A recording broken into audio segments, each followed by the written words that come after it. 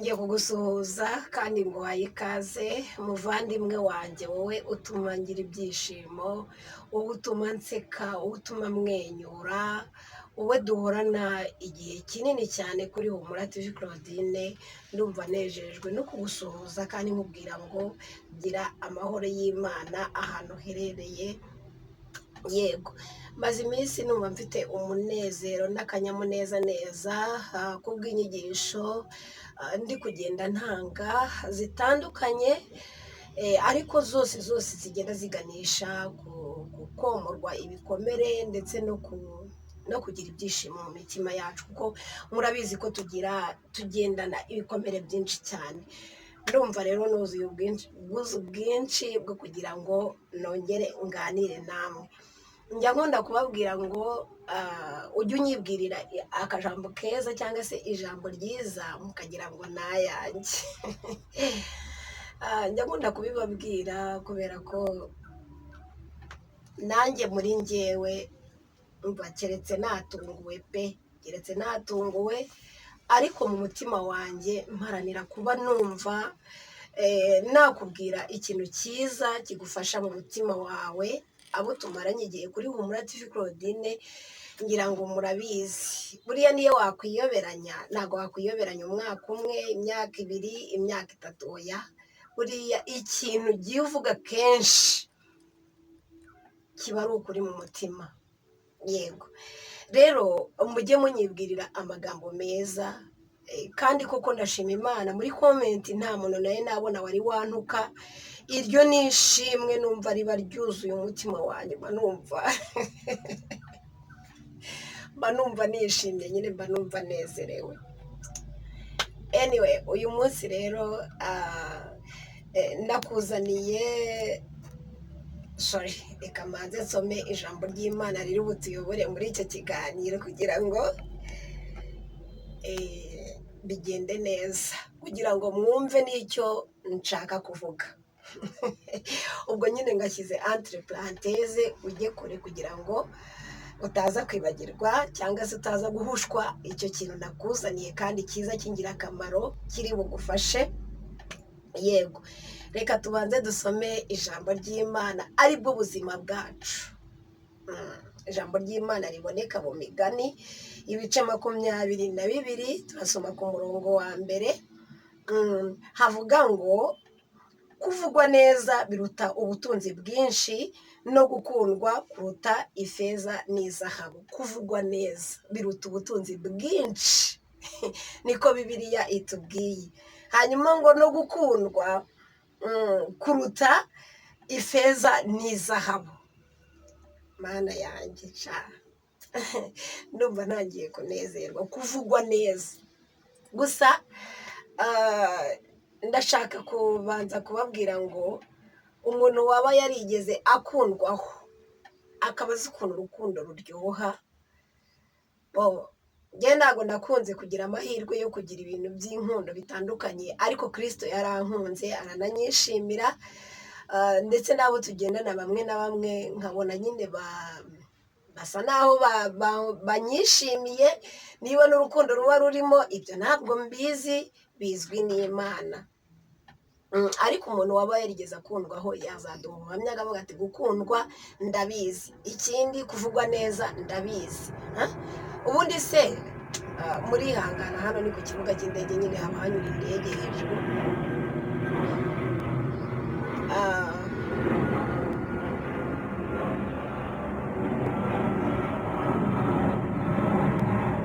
Ubundi se hari umuntu washimishwa n'ukundi yamubwira ijambo ribi? Hari umuntu ubaho ashimishwa n'uko yahura n'umuntu akamubwira ijambo ribi? Ngira ngo buri muntu wese aba yumva yabwirwa neza, gusa nyine hariho abantu babaho bifitiye imitima wenda itari myiza ku ruhande rwabo. Yego,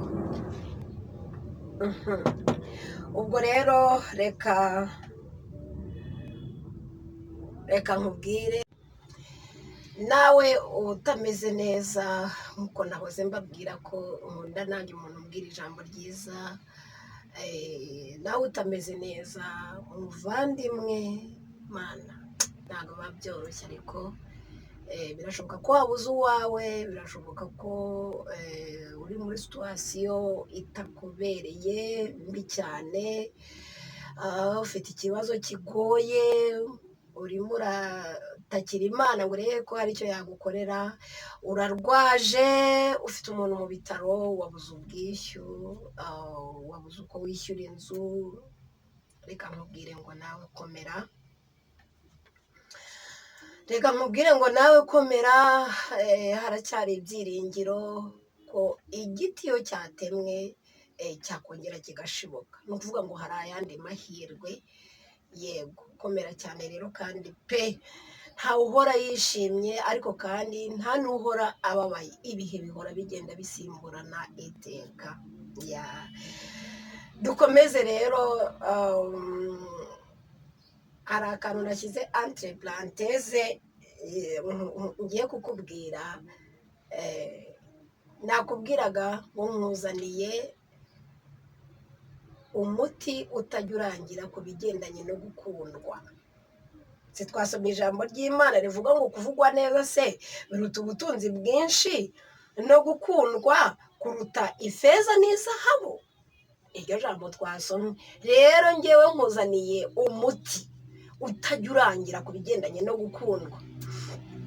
Birashoboka ko waba uri umusore, ukaba uri mwiza pe, ariko ukaba warabuze igikundiro, abantu bakakwanga, ukibaza ikintu baguhora, ufite n'amafaranga yewe, ariko abakobwa bakuganiriza, umuntu yakuganiriza uyu munsi ejo ntakugarukeho. Birashoboka ko uri umukobwa nawe umeze gutyo, cyangwa se uri umumama umeze gutyo, cyangwa se uri umupapa umeze gutyo. Uyu munsi rero dushingiye mu cyanditswe twasomye, nkuzaniye umuti utajya urangira ku bigendanye no gukundwa. Witeguye kumva uyu muti? Ndashaka kukubwira ko igisubizo cy'uko abantu bagukunda muri wowe uragifite. Igisubizo cy'uko abantu bagukunda muri wowe uragifite. Niyo mpamvu nakubwira ngo egeza hino rero intebe, noneho twajya tugiye kuvuga nyirizina insanganyamatsiko tugiye kuganiraho, hanyuma nsoze. Ntabwo ndi bubatindire bakunzi ba Humura TV Claudine. Noneho insanganyamatsiko iriho iratubwira ngo tugiye kureba ibintu bibiri byonyine byagufasha kugira igikundiro mu bantu. Bibiri byonyine, ibyo bamwe bashaka ibikundiro, bakajya mu bapfumu, bakajyana isente da ngo bagiye gushaka umuti wo gukundwa. Abandi bamama bakajya gushaka ngo imiti yo kugira ngo abagabo babo bakunde. Hariho n'abajya gushaka imiti kugira ngo impano zabo zitumbagire, zizamuke. Ariko ndashaka kukubwira ko Kristo wenyine afite umuti uyu munsi yakugeneye, kandi nugira amahirwe yo kumva iki kiganiro bizagufasha. Wabuze igikundiro, abantu barakwanze, wibaza icyo uri cyo bikakuyobera. Ubu uri umukobwa, umusore yakuvugisha, yabwira mugenzi we ati kanaka namuvugisha, ati mu izina rya Yesu, ati toka shitani. Ati wavugishije uriya mukobwa, kandi mu by'ukuri nta kintu ubuze. Hari impamvu rero ibitera. Rero tugiye kureba ibyo bintu bibiri bikubiyemo uwo muti watuma abantu bagukunda bien, bakagukunda utagiye mu bapfumu, bakagukunda gusa ari uko witurije, wasenze, ibintu biryoshye cyane. Rero ni ukuvuga ngo icya mbere cyagufasha kugira igikundiro mu bantu ni iki ngiki gikubiyemo utu tuntu tugeze muri 3 gutyo.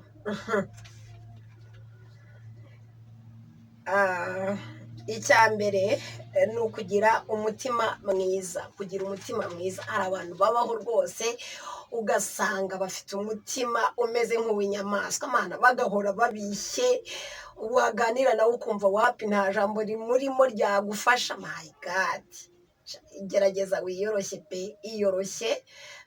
Hari abantu babaho ugasanga nyine nuko abantu bamwanga nabyo nyine bikamutera ikibazo, ariko muri wowe hari igihe aba ari wowe ubitera, kuko tuzanareba nuko abantu bashobora kukwanga ariko bitaturutse kuba wenda kuri wowe tuzabireba nabyo mu kindi kiganiro gitaha. Kabiri, kuvuga amagambo meza. Kuvuga amagambo meza, turaza kugaruka kuri ya topiki yanjye njya mbabwira. Kuvuga amagambo meza mu kanwa kawe, ukitoza kuvuga amagambo meza biraryoha cyane.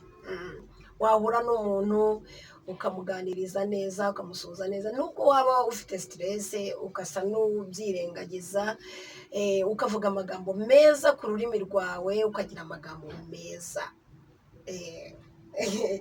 Uwo ni umuti ndiho mbaha. Gusa nyine biragoye kugira ngo uwitoze, bisaba n'iyindi fondasiyo uba warahereyeho, cyane cyane yo kwakira Kristo nk'umwami n'umukiza, ariko akaba ari we uyobora ubuzima bwawe. Biragufasha, ariko kandi hari n'abantu basanzwe bigirira imitima myiza. Namwe ni ukuri muhezagirwe na Mwuka Wera.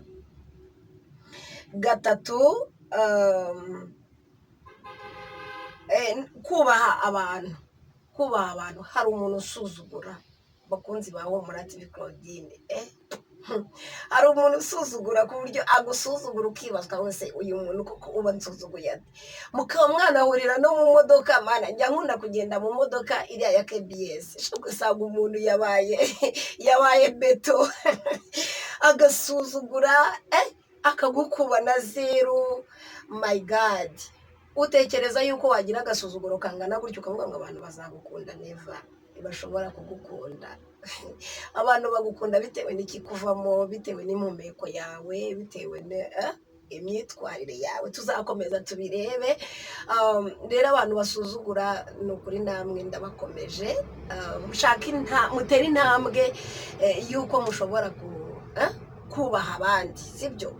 Niba ari umukecuru umwubahe, niba ari umusaza umwubahe, niba ari umuntu uciriritse umwubahe. My God, nigeze kumva umuntu umwe ukunda gucicikana ku mbuga nkoranyambaga, yewe my God, ari kuvuga ngo ntabwo yasezeranya ngo abantu bakenye. Mana, narababaye mu mutima, naravuze Mana, ntabwo yasezeranya abantu bakennye, ntabwo yabana n'abantu bakennye. Mu yandi magambo, ibyo babyita agasuzuguro, kuko iyo udahaye agaciro abandi, nawe biragoye yuko bakaguha. Gusa Imana ijya idufasha, kuko uyu munsi umuntu yaba akennye, ejo akaba umuntu udasanzwe. Uyu mwanya umuntu yaba afite isura itagaragara, ejo ukabona Uwiteka yamuteyeho feva, yamuteye igikundiro, yamuteyeho amashami y'ibitontome ku buryo waza kugama munsi y'ayo mashami. Amen. Hanyuma kane rero, no kumva abandi. Hari umuntu udashobora kumva abandi, uba wumva nyine yavuga ibye gusa, ntiyumva abandi, ntiyumve ikibazo cy'abandi, akumva yuko nyine agomba gushyiraho amahame cyangwa se amabwiriza, ntajya inama, ntiyumvikane, agahora aruhanyije. Ndashaka kukubwira ko nawe ibyo ntabwo byatuma abantu bagukunda. Ntabwo byatuma bagukunda, ariko niwumva abandi bizatuma bagukunda. Umuntu ugira umutima mwiza n'ubugwaneza akundwa n'abantu. Umuntu ugira umutima mwiza ndetse n'ubugwaneza akundwa n'abantu. Bashobora no kugukunda rwose nta kintu ufite, nta n'icyo wabahaye, ariko kubera umutima wawe w'ubugwaneza wakira abantu bose, uca bugufi, ugasanga abantu baragukunze. Icya kabiri noneho, kugira ngo tuze no kwinjira mu gihe cyo gusoza, icya kabiri, kuba umunyakuri w'inyangamugayo. Iri ni isomo natanze ngitangiriye YouTube channel, ibintu 5 byagufasha kugira ubunyangamugayo. Ni isomo natanze, kandi ni ukuri kugira ubunyangamugayo nubwo abantu batabikunda. Bamwe bakifuza kugenda bahemukira abandi, ariko kugira ubunyangamugayo ni fondasiyo y'igikundiro, ni fondasiyo y'ubuzima, igihe cyawe n'igihe cy'abazagukomokaho. Kugira ubunyangamugayo rero ni kimwe mu bintu bituma abantu bagukunda, ntubeshye, ukagabanya kubeshya, ukagabanya imitwe, ukagabanya guhemukira abantu, ni kimwe mu bintu byatuma abantu bagukunda. Kwirinda ubwibone, kugira isuku no kwicisha bugufi. Kwirinda ubwibone, hari abantu bibona nyine akibona ugasanga nyine ugasanga ntabwo yikoraho, ugasanga mu byo avuga byose nubwo utamenya kumujandura, ariko muri we Imana ireba ahiherereye, ibireba yuko mu mutima nyine afite ubwibone. Wowe ushobora kutabireba, usibye ko akari ku mutima kugasesekara inyuma, ariko ubwibone nabwo ni ikintu cyatuma abantu batagukunda, kuko iyo wibonye cyane bigeraho bigasesemwa, Imana nayo igasesemwa n'abantu bagasesemwa. Imana rero iturinde ubwibone kugira ngo natwe tugire igikundiro, aho kugira ngo ubure umukristo ujye gushaka imiti yo gukundwa, kandi umuti urawufite, urawugendana. Wakora iki rero? Waca bugufi nk'uko batubwiye ngo no kugira isuku byose nabyo ntibikubiye mu kintu gishobora gutuma abantu bagukunda, kuko ntabwo waba uri umubyeyi ngo ugire umwanda ugende ufite impumuro mbi, nugira gutya uri mu bantu wenda uzamuye amaboko gutya, abantu bahita bagira gutya, ngo umbwire ngo abantu bazagukunda. Niba wambaye wenda akajipo ariko imbere ukaba utoze, ntugire ngo uzicarana n'umuntu kabiri gatatu agukunde, oya, ntabwo azagukunda pe, azakwanga kandi pe nta n'ikintu ubuze.